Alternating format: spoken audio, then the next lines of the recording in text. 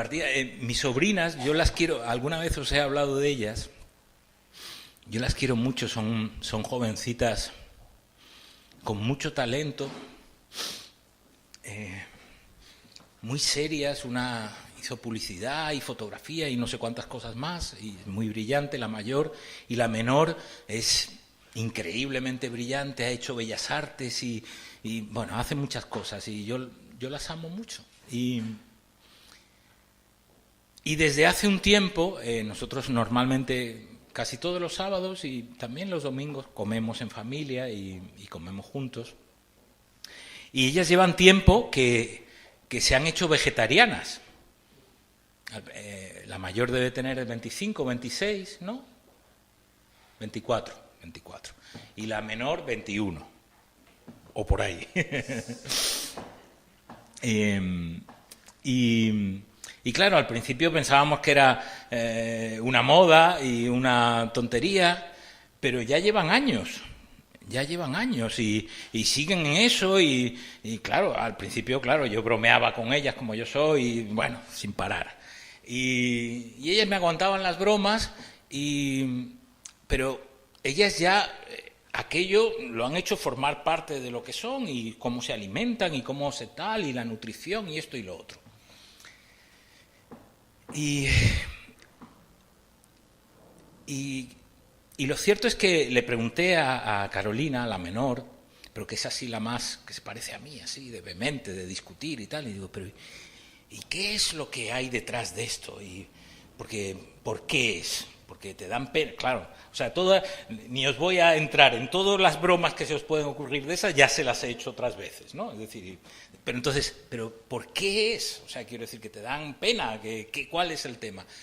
Y entonces me dijo en serio, me dijo, bueno, porque es que yo creo que nosotros, o sea, los animales no están para servirnos a nosotros y a los animales los tenemos que cuidar. Y bueno, ese discurso, y claro, me quedé pensando así. Evidentemente le dije, pues sí que los animales están a nuestro servicio y lo ha determinado el Señor. Si tú crees que hay un creador y que hay una creación y que nosotros somos criaturas de Dios como los animales, el Señor ha provisto, y sí, el Señor ha dicho específicamente que los animales están a nuestro servicio. Luego pensaba y decía, hasta los ángeles están al servicio de los hijos de Dios. Pero se lo dije y entonces le decía, claro, tiene que ver con los marcos mentales en los que tú crees. Porque si no crees que hay un Dios, si no crees que hay una creación, si no crees que somos criaturas de Dios, pues es complicado. Y le decía también, es decir, es cierto, y es cierto, y lo pienso de verdad, es cierto que yo no creo que esté en el propósito de Dios cómo se trata a los animales y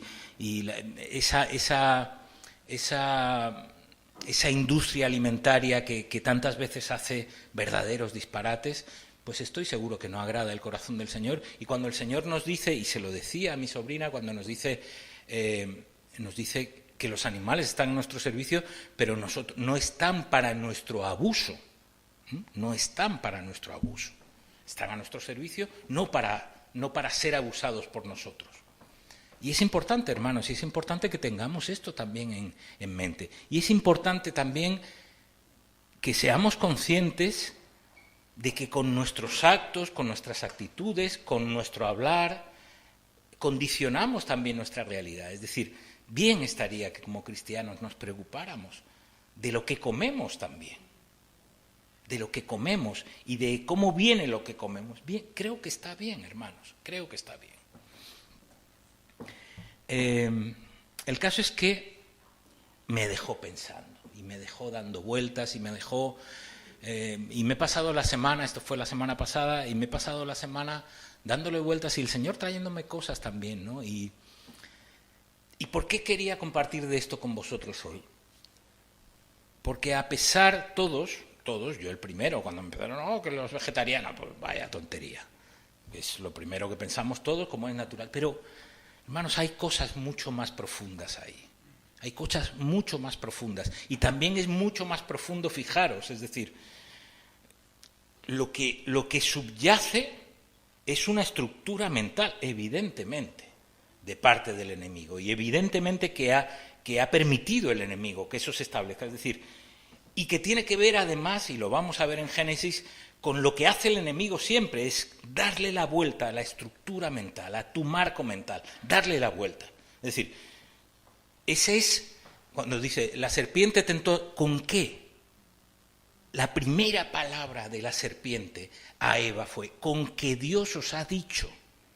Dios os ha dicho esto, pero, es decir, le voy a dar la vuelta a lo que tienes tú en la mente, a tu marco mental. Y eso es lo que hace Satanás una y otra vez, tratar de darle la vuelta al marco mental. Y fijaros si es importante esto, que aparentemente es irrelevante.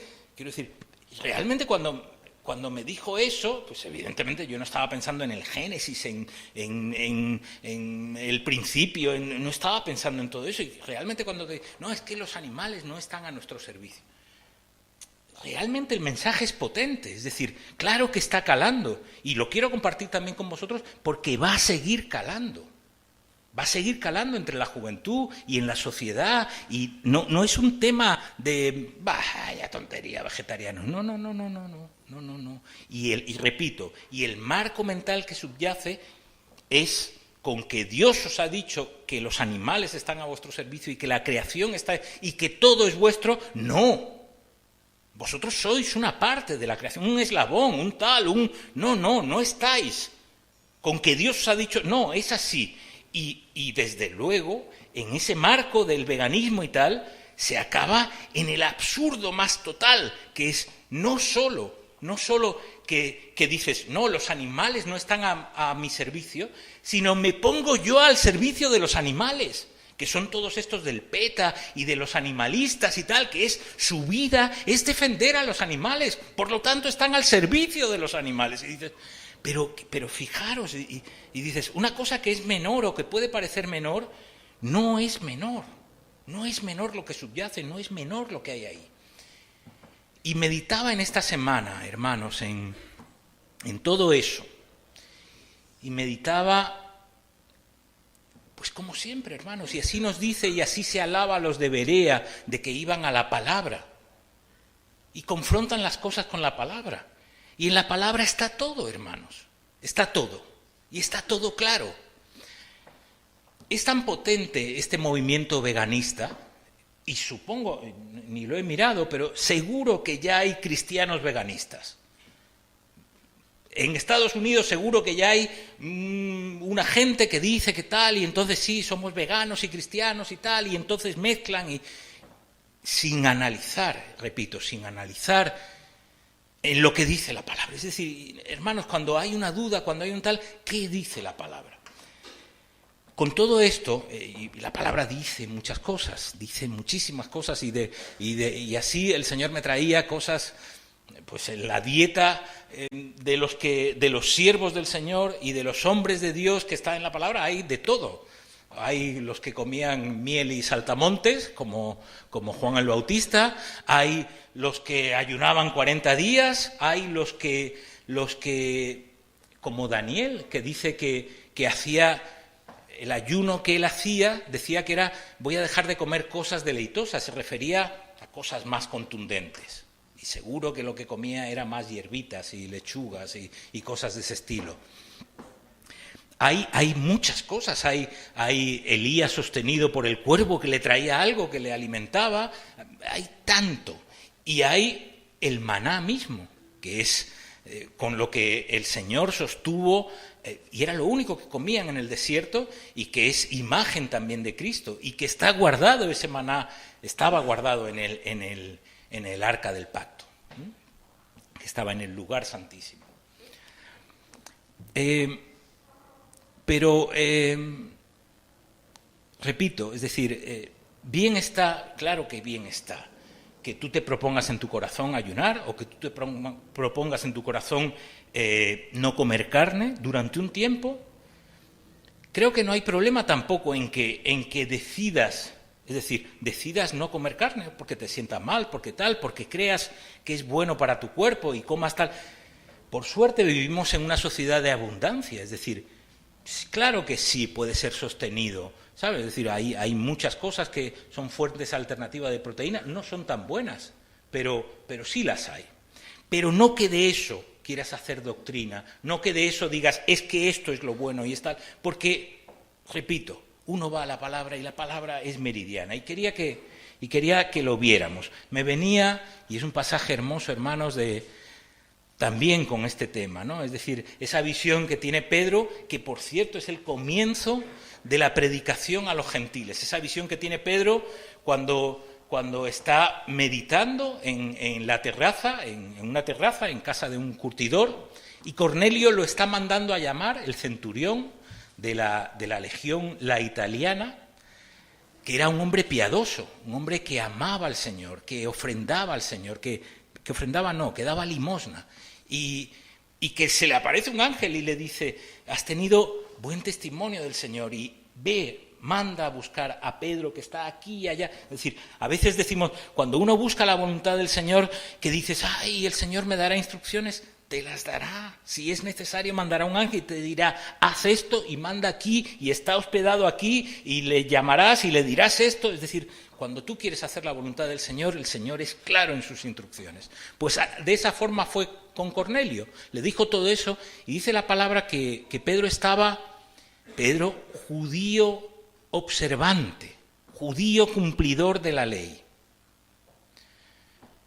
Y entra en un éxtasis en aquella terraza meditando y ve un lienzo que bajan animales de pezuña, de aves, de tal, los puros junto con los impuros, y oye una voz que le dice, mata y come. Y Pedro le dice, pero ¿cómo será posible que tal si yo jamás he tomado alimento inmundo? Es decir, cómo aquello a Pedro le estaba rompiendo sus marcos mentales. Y vuelvo sobre los marcos mentales. Le rompía sus marcos mentales de judío observante. Pero el Señor sabe cómo hace las cosas y es hermoso todo ese pasaje y es tan bella la palabra, cómo todo se engarza. Fijaros que el Señor le dice, ahora va a venir alguien a buscarte y ve con él. Porque claro, si no se lo hubiera dicho el Señor, si no le hubiera mostrado esa visión que dice la palabra que le turbó, ¿qué es esto? ¿Qué disparate es este? Pero le dice la voz, ve con él. Y va con él, y va a casa de Cornelio, y yo he entrado aquí porque el Señor me ha dicho, un poco como ¿qué? Quiero decir, Pedro todavía iba en obediencia, desde luego, al Señor, y le dice lo que le han dicho los tal, le dice, no, es que he tenido una visión, un ángel ha venido, me ha dicho tal, y que tú nos ibas a decir lo que habíamos de hacer. Y es hermoso, porque Pedro se pone a compartir de la palabra, pero en el principio, según está empezando a compartir y por medio de Cristo, entonces tal, de repente cae el Espíritu Santo de Dios. Y empiezan a hablar en lenguas los que estaban en casa de Cornelio, sus familiares y sus amigos más íntimos, y empiezan a hablar en lenguas, y todos se maravillan y alaban a Dios, y están alabando a Dios, y de hecho enseguida se forma el escándalo, se forma la escandalera de tal, y Pedro tiene que ir a dar cuentas a Jerusalén, al resto de los hermanos, de los de la circuncisión, para los cuales los gentiles eran. Pedro tiene que ir a dar cuentas y decir, ha pasado esto. Y como lo cuenta Pedro también, que dice, como nos pasó a nosotros. Y uno se imagina ese concilio de que seguro que había judíos observantes, que es como, esto no es, esto del Señor, esto no, el Mesías, ¿cómo va a ser para esto? Esto también es para nosotros. Pero tú te das cuenta cuando dice, y pasó como nos pasó a nosotros, se está refiriendo a cómo pasó con nosotros en el aposento alto, lo mismo. Y si es el Señor el que los bautiza, ¿cómo yo me voy a oponer? Y si es el Señor el que hace la obra, ¿cómo yo me voy a oponer? Es hermoso eso, es hermoso. Dice justo a continuación en Hechos, cuando se está contando ese pasaje, dice justo a continuación que cuando se produce la persecución, y es cuando entra de nuevo en escena Pablo, que cuando se produce la persecución, a raíz del apedreamiento de Esteban, muchos judíos, unos van hacia Cirene, hacia varios sitios, y algunos van a Antioquía.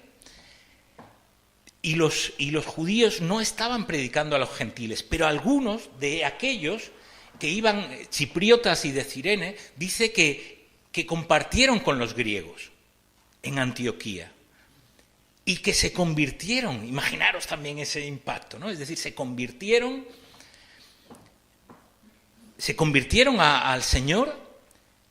De hecho, conocéis, y lo conocéis todo, que es en Antioquía donde por primera vez se le dice a los cristianos cristianos. Pues se convirtieron griegos, es decir, gentiles.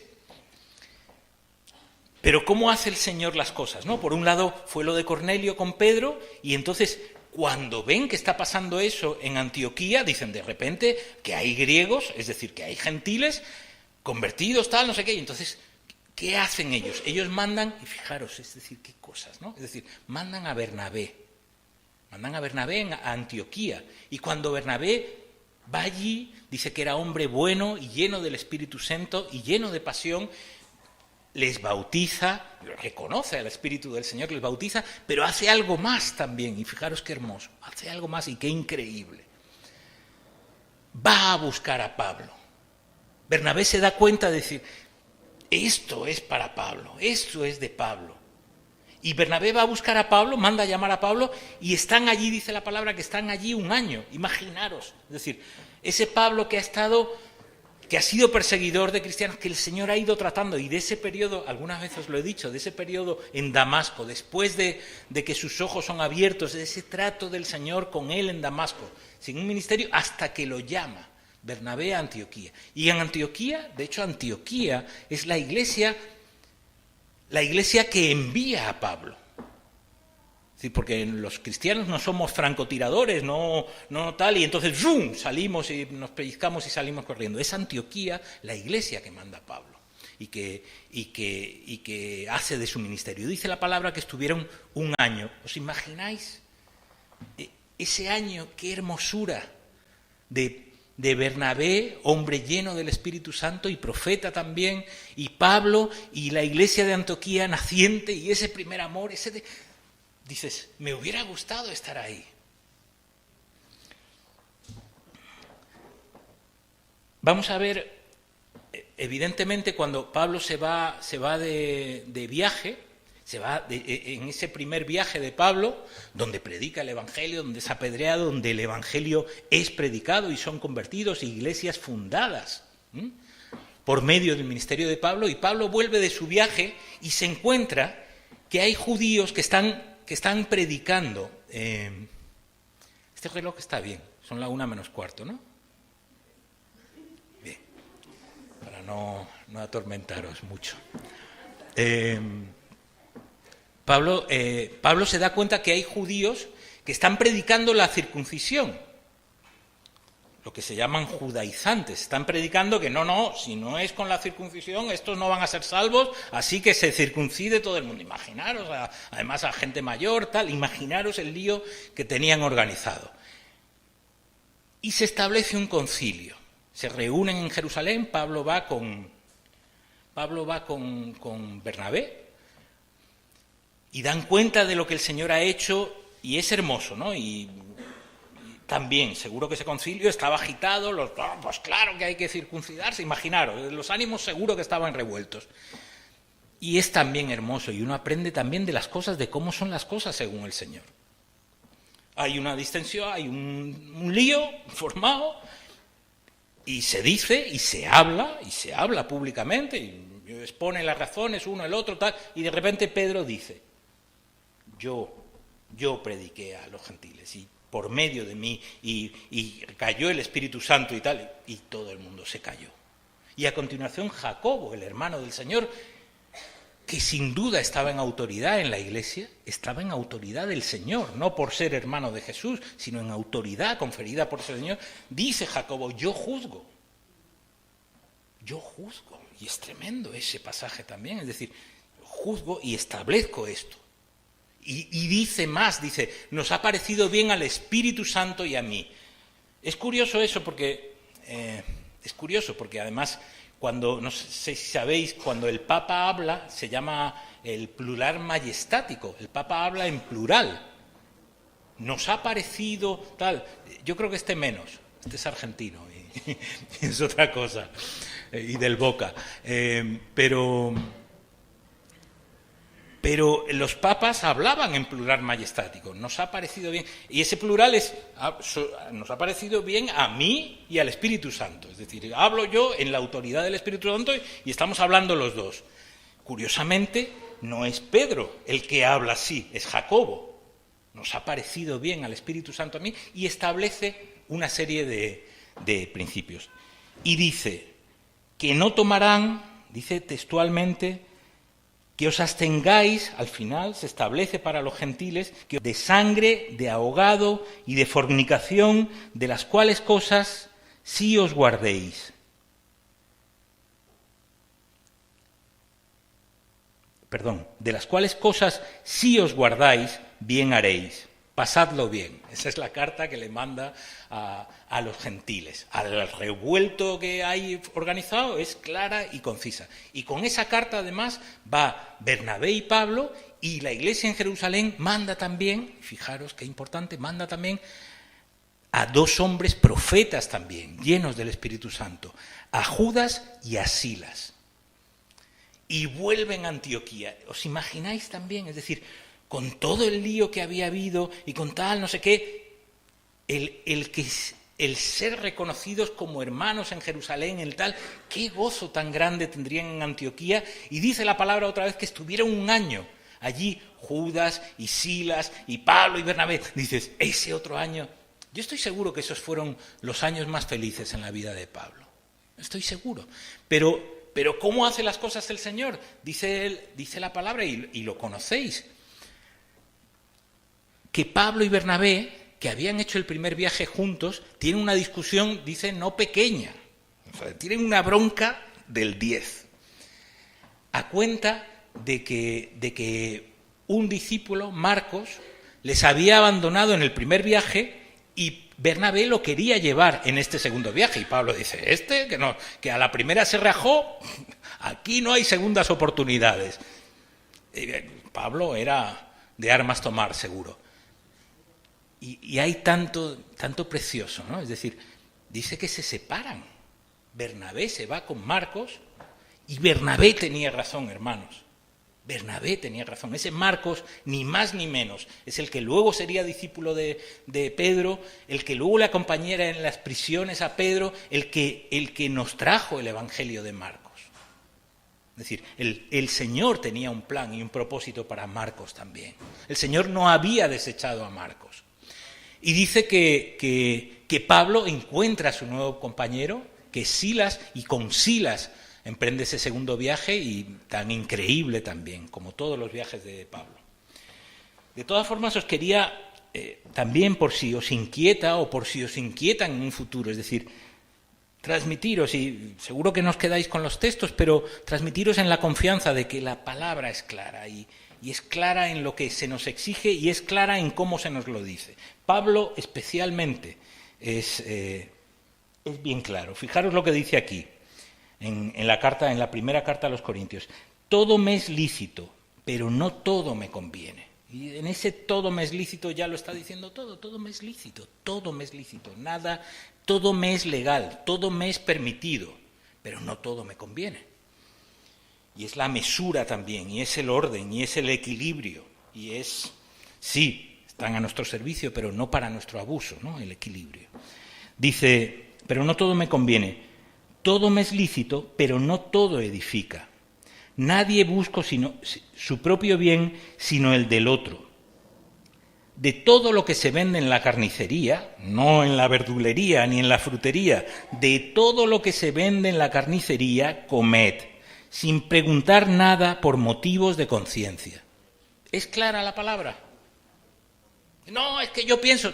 Sí, pero si tú puedes pensar lo que tú quieras y hacer lo que bien te parezca, y si es una cosa entre tú y el Señor, bien está. Pero no me vengas a mí a decir, no, un cristiano no puede ni entrar a una carnicería. ¿Perdón? ¿Y esto qué dice aquí? No, eso lo dijo en otro... De todo lo que hay en la carnicería, y hola a los carniceros, de todo lo que hay en la carnicería, comed. Y no preguntéis, no os hagáis, no deis vueltas, no preguntéis. Con lo cual, Con lo cual, tranquilo, yo creo que Ronald y Isidro han respirado, han dicho, bueno, ya estaba preocupado por dónde iba a ir esto. Dice, sin preguntar nada por motivos de conciencia, porque del Señor, y qué hermoso, y los marcos mentales, porque del Señor es la tierra y todo cuanto en ella hay. Si algún incrédulo os invita, y fijaros, dice, y queréis ir, de todo lo que se os ponga delante, comed, sin preguntar nada por motivos de conciencia. Es decir, ¿pero esto es sacrificado a los ídolos? ¿Pero esto? No, payasés, te han invitado, te han tal. Es claro, una vez más, que es que ¿por qué la gente cuando tiene... No, es que yo creo... Bien está, pero ¿y qué dice la palabra? Pero si alguien os dice, y fijaros, qué interesante para entender también el propósito, cómo piensa el Señor, y lo que le agrada y lo que no le agrada. Pero si alguien os dice, esto fue sacrificado a los ídolos, no lo comáis por causa de aquel que lo declaró. No por causa vuestra, sino por quien os lo dijo. Esto lo hemos sacrificado a los ídolos y aquí estás... sí, estás sacrificado. No, entonces no, gracias. Qué curioso, ¿eh?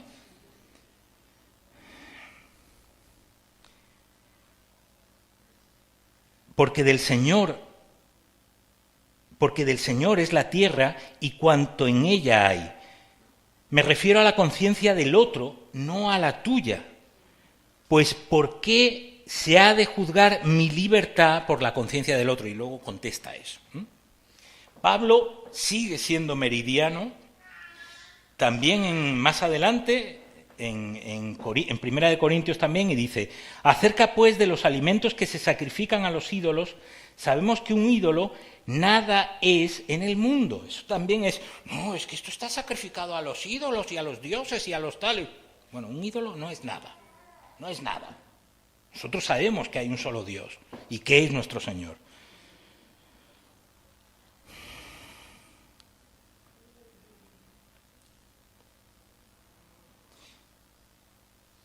Y que no hay, eso mismo dice, y que no hay más que un Dios.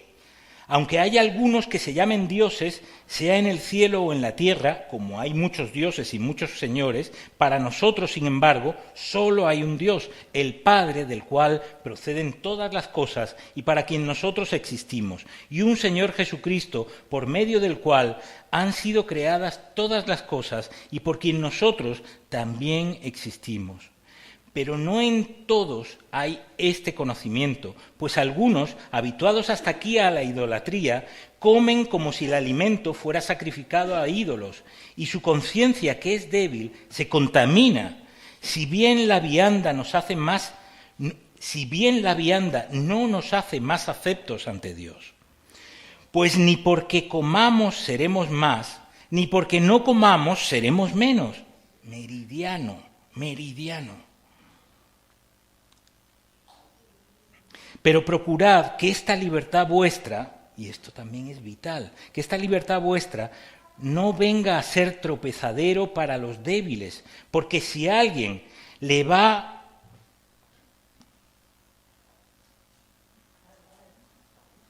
porque si alguien te ve a ti que tienes conocimiento, sentado a la mesa en un lugar dedicado a los ídolos, la conciencia de aquel, no la tuya, de aquel que es débil, ¿no será estimulada a comer de lo sacrificado a los ídolos? No pasa nada. No, si pasa si eres débil, si pasa si no atiendes, no entiendes.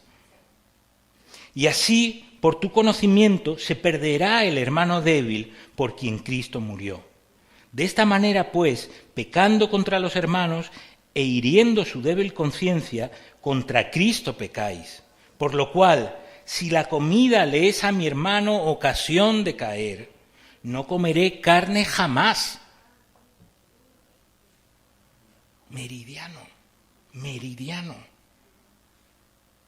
Para no poner tropiezo a mi hermano débil. Tú sí tienes conocimiento, tú sí sabes que todo te es legítimo, Pero eso está siendo tropiezo para tu hermano débil. Y si eso es tropiezo para tu hermano débil, por amor al Señor, no lo harás jamás si es necesario.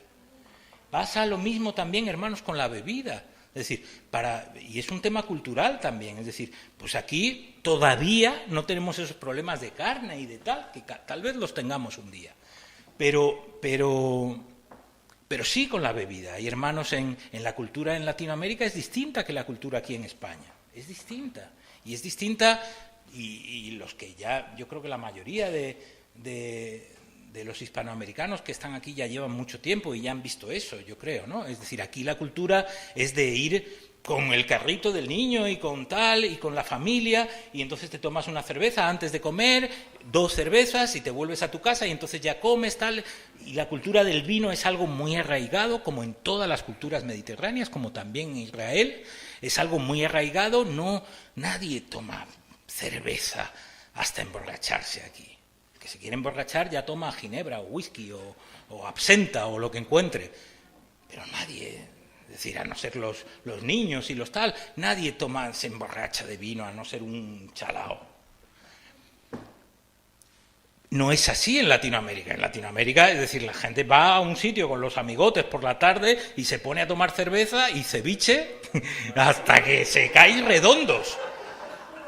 Eso, verdaderamente, de hecho a mí me digo, ¿pero de verdad hacen eso? Dice, vaya que sí lo hacen. Y se están allí, vamos, ¿y cuántas cervezas se han tomado? 82. Madre mía.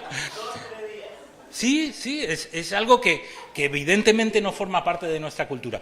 Y es natural, y yo lo entiendo, y bien está, que entonces pues se ha puesto foco cuando vienen al Evangelio, pues los pastores le dicen, ni te acerques ahí, porque claro que sí, ni te acerques ahí con los amigotes y tal, no sé, que cuando te veas otra vez las 7 de la tarde, lleves 2 cervezas, te da las 7 de la mañana del día siguiente. Y yo lo entiendo, pero claro, hermanos, no lo impongas, porque eso no es bíblico. No es bíblico. No dice la palabra no tomes, no lo dice por ningún lado. Por más que lo busques. Y es más, y yo como cristiano estoy llamado a hacer eso, que me ha dicho aquí Pablo. Estoy llamado, si eso para ti es tropiezo, y si eso para ti como tal, pues a veces cuando vienen hermanos a predicar de fuera de tal que no los conoces, pues yo he visto a Rodi, y Rodi sabe tal, pues no se pide vino, no se pide cerveza, porque no te va nada en eso, porque no es que si no tomo la cerveza me pasa algo, no pasa nada.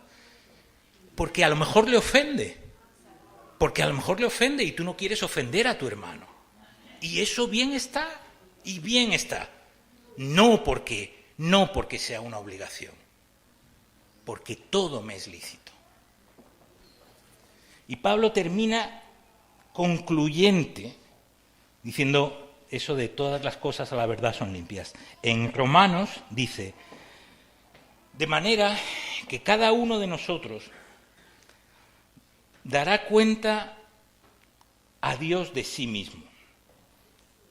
Así que ya no nos juzgaremos más los unos a los otros, sino que más bien decidid no poner tropiezos o ocasión de caer al hermano. Yo sé y confío en el Señor Jesús que nada es impuro en sí mismo. Pero para el que piensa que algo es impuro, para él lo es. ¿Tú piensas que es impuro beber cerveza tal, no sé qué, y el Señor tal? Para ti es impuro, no lo hagas. Bien haces, no lo hagas. No lo hagas. Para ti piensas que eso es impuro, no lo hagas. Pero si por causa de la comida tu hermano es entristecido, ya no andas conforme al amor. No hagas que por causa de tu comida se pierda aquel por quien Cristo murió. No deis pues lugar a que se hable mal de vuestro bien, porque el reino de Dios no es comida ni bebida, sino justicia y paz y gozo en el Espíritu Santo. El que de esta manera sirve a Cristo agrada a Dios y es aprobado por los hombres. Por tanto, sigamos lo que contribuye a la paz y a la mutua edificación. No destruyas la obra de Dios por causa de la comida. Todas las cosas, a la verdad, son limpias, pero lo malo es comer algo que haga tropezar a otros. Mejor es no comer carne, ni beber vino, ni hacer nada que ofenda, debilite o haga tropezar a tu hermano. ¿Tienes tu fe? Tenla para ti mismo delante de Dios. Bienaventurado el que no se condena a sí mismo en lo que aprueba. Pero el que duda sobre lo que come se condena a sí mismo porque no lo hace con fe, y todo lo que no proviene de fe es pecado.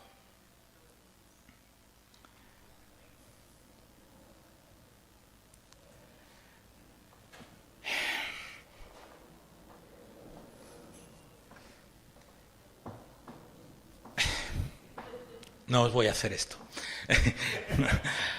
No os voy a hacer esto. Es que, claro, ya sabía yo que esto eran 2 predicaciones. Es que esto era la introducción. No, hermanos, no. No,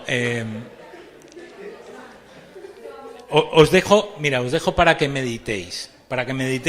Y tiempo habrá de volver sobre ello, porque además es algo hermoso. Es algo hermoso y que os invito a que meditéis en ello y penséis en ello, que es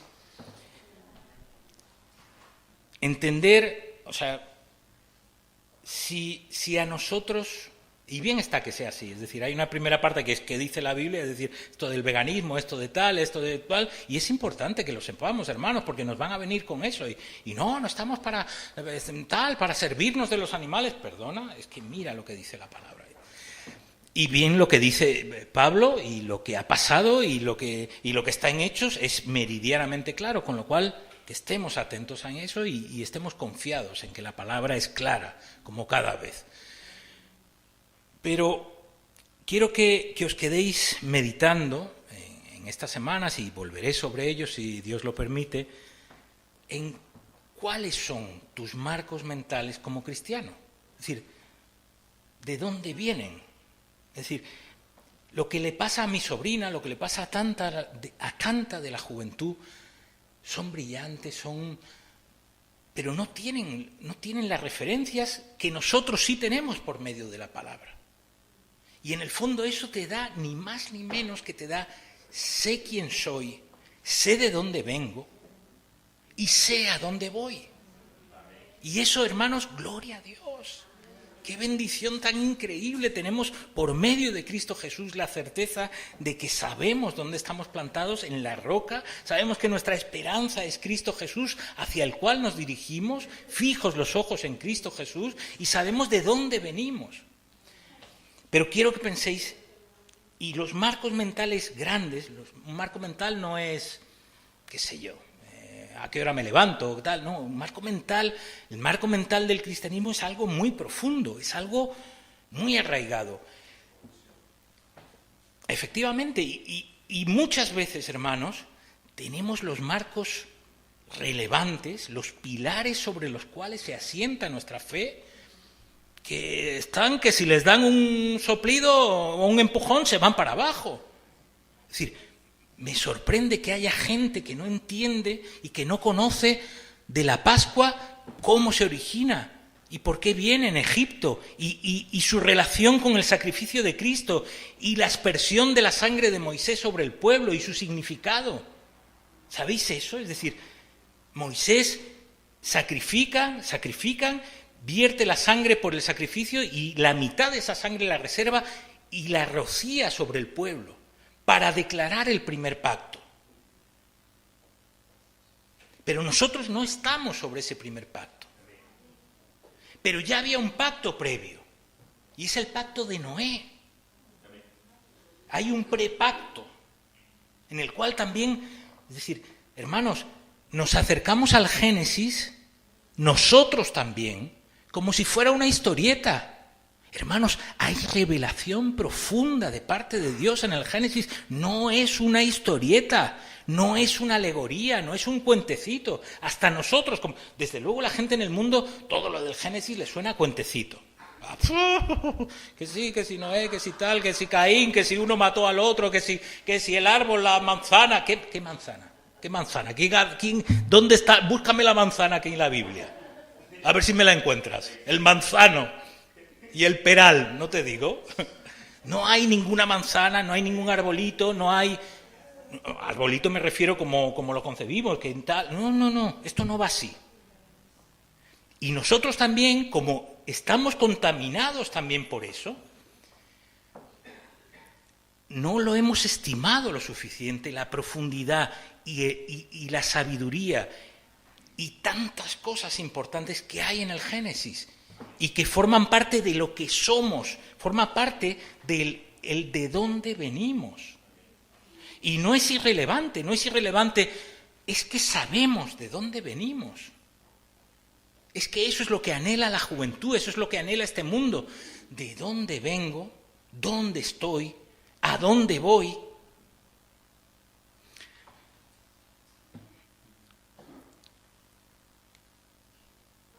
Marcos mentales, el significado del sacrificio de Cristo, de dónde viene, y eso enlaza también con la sangre, y las prevenciones del Señor con la sangre, donde está la vida, y el significado de esos sacrificios que se hacían como sombra de lo que iba a ser el sacrificio perfecto, que es el de Cristo Jesús. Pero en toda la historia de Caín, en toda la historia de la creación y de Adán y de sus hijos y lo que pasó, y Set y su estirpe, y Sem y su estirpe que deriva en Abraham, y de Abraham la misma estirpe de Cristo. Es decir, en esa genealogía de nuestro Señor viene sin mancha desde Set. Y entender lo que pasó con esos linajes y por qué pasó. Y entender y enfrentarse a algo tan terrible como que Dios dice, me he arrepentido de crear al hombre y no hay más que maldad en su corazón y voy a acabar con él de sobre la faz de la tierra. Es tremendo ese pasaje. Y como no es un tema de tratarlo en 5 minutos, son esas dos cosas, es decir, la sangre, el sacrificio de Cristo, los pactos como nuestro marco mental de referencia y el de dónde venimos. Es decir, en cierto sentido sería de dónde venimos y nuestros linajes y el hombre y la condición del hombre y la maldad del hombre y la solución del Señor, es decir, de dónde venimos, dónde estamos, que es esos pactos y esos sacrificios y hacia dónde vamos. Estoy seguro que eso sí tenemos certeza. Y eso es lo que estamos llamados a llevar. Las palabras de esta vida son estas, hermanos, son estas, que por medio del sacrificio de Cristo Jesús, nuestro Señor, tenemos acceso franco. Somos hechos hijos de Dios. Que el Señor os bendiga.